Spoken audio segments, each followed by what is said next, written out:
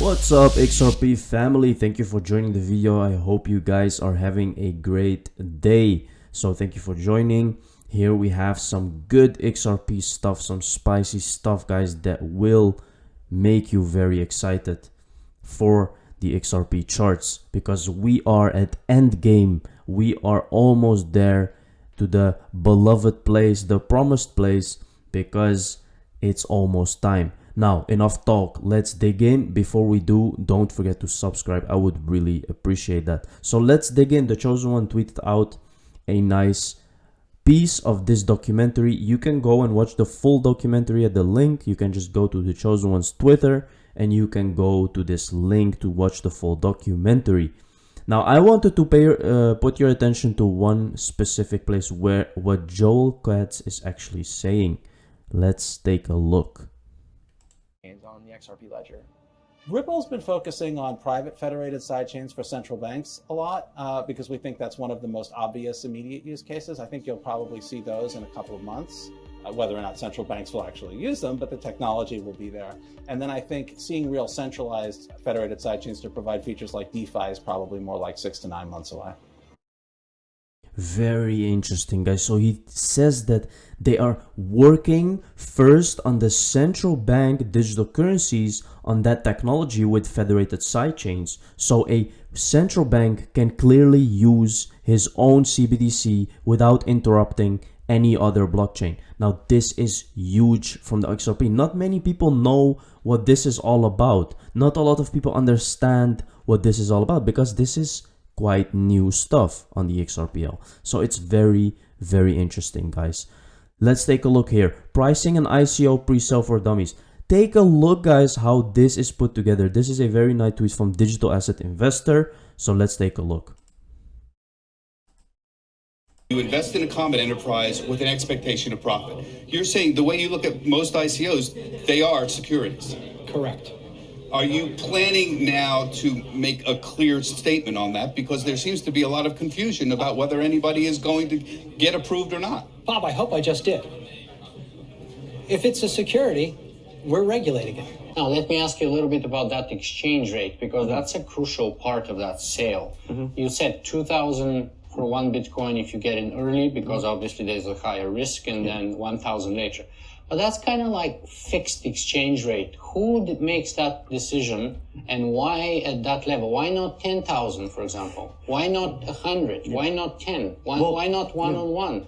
Well, the thing is, it doesn't really matter, because if it was 2 million Ether for a Bitcoin, then there would be 1,000 times as much Ether, and so it would be 1,000. Each unit of Ether would be 1,000 times less valuable, and it would be equivalent. So it's basically just a matter of sort of how much do we want each individual unit to be worth. The Howey tested his core, 3-part test, but the Howey tested, did you give somebody money in anticipation of profits on their efforts? Now, usually there's a handful of people at the center of these XYZ project or ABC project. I'm not going to use names. There's usually a handful of entrepreneurs and technologists that, in effect, the investor is hoping those people do well. So that means anticipation of profits on the efforts of others. I think it's kind of just like reasonably clear. I would say very clear. How do I buy into Ethereum, or how do I get Ethers? When do you guys launch, and how can people like me or anyone interested become a part of it? Yeah, so when we launch, so the next big milestone is the Ether sale. So this is when we're basically going to be selling the first few units of Ether. It's basically unlimited at 1,000 Ether for one Bitcoin, or 2,000 if you buy in early. So you can clearly see, guys, that Ethereum, by their perspectives, is actually a security, while they deemed it non-security. And you can clearly see in this video, it really shows that Ether is a security according to their words, to what Gary Gensler is saying and to what Clayton was saying. So why are they declaring XRP a security and not Ethereum? You can clearly see, guys, that there is something very weird going on here. And I have been saying this from the start of the lawsuit. There is something going on behind the scenes. And whether they are already settled, guys, or whether not, we will soon know the truth of what's going on behind the scenes. This show will soon be over. Ripple CEO likens SEC to drunk in denial after SEC Gary Gensler's speech. Trying to provide that clarity through enforcement action is not, I think, the right answer. Brett Garlinghouse, Chief Executive Officer at Ripple, addressed the same public as SEC Chair Gensler at the Aspen Security Forum. His remarks were directed at the lack of clarity issues regarding the digital asset space in a time when he and his firm are fighting a lawsuit with the Securities Exchange Commission on an alleged sale of unregistered securities. Earlier this week, SEC Gary Gensler stated, "There is actually a lot of clarity." Garlinghouse took the opportunity to say otherwise.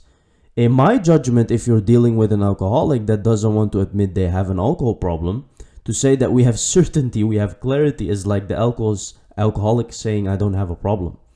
Now, he's very right. They are literally denying what's going on. Okay? And why? Because, guys, the SEC has a lot of power. Okay?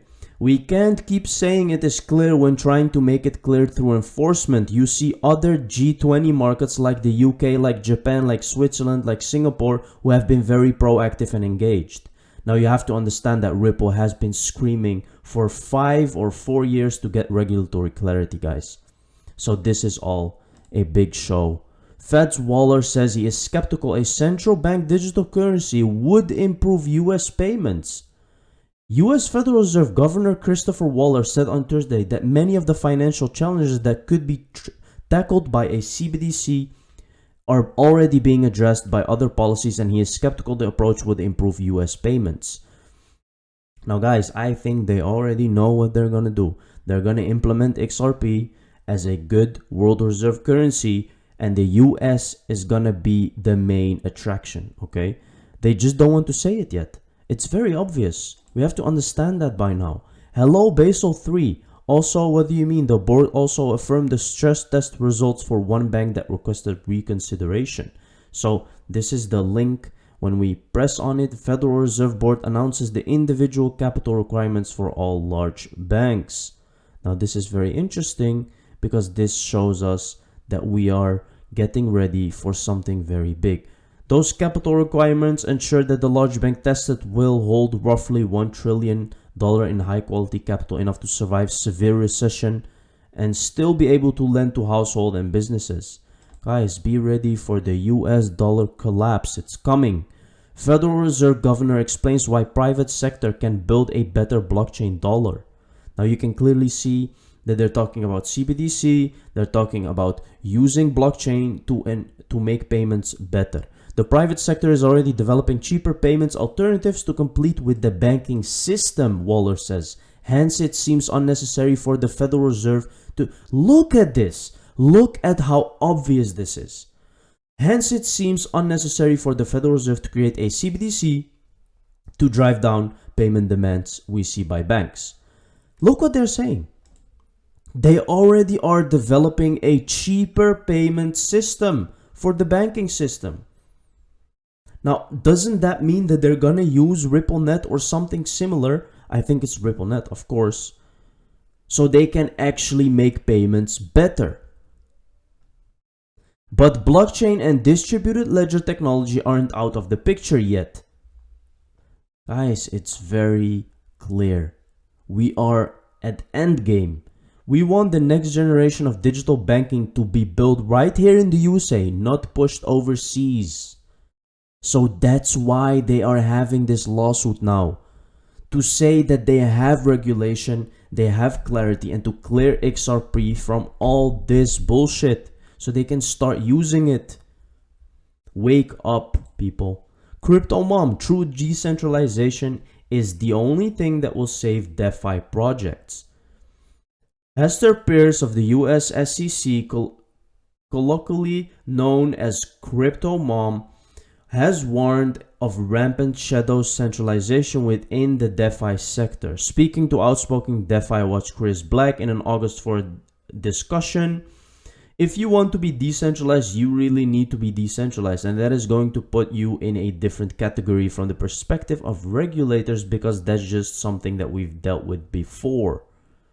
Now they want through decentralization, of course. Venezuela to launch CBDC in October and cut 6 zeros from its currency. Look at that, guys.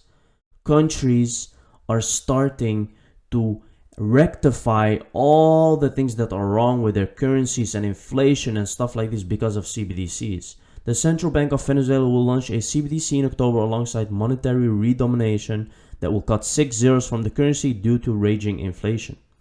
The digital bolivar will begin circulation in the economy. Its cash equivalent will get a new 1 bolivar coin along with banknotes ranging from 5 BS to 100 as part of the 6 zeros readjustment of the currency. You see, guys, banks are switching over, countries are switching over. It's time to really pay attention. The United States tax bill, which could hurt Bitcoin and crypto holders, will continue the plunder of future generations. Now, guys, they want to put tax on crypto.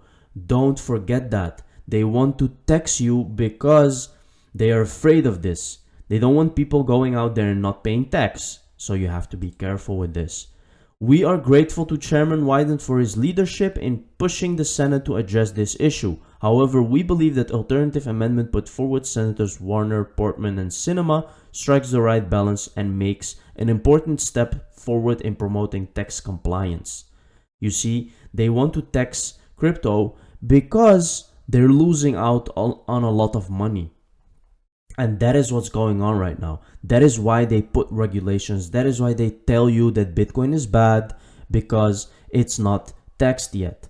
Wake up.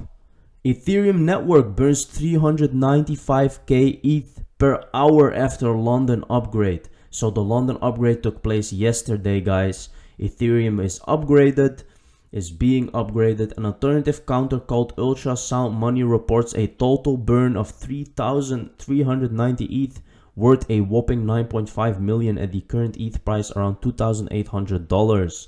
Now, what this means, guys, is that ETH is gonna be much better forward, and they're gonna use staking. And instead of mining, the mining power, you will stake a lot less ETH instead of mining. So if you were staking 100,000 ETH for a day, they will now stake 10,000 a day, because it's really deflationary now. So here you can see, when combined with the reduction in block reward issuance from the merge to proof of stake, the fee burning could lead to Ethereum having a deflationary supply, which would see it fulfill the increasingly used meme of ultrasound money. This is huge for Ethereum, guys, and this can make altcoins go very much up in the coming next months. Because Ethereum is much more efficient, gas fees will also drop, and it will be very, very efficient. So keep your eyes on crypto, guys. Thank you very much for joining. I hope you have a great day.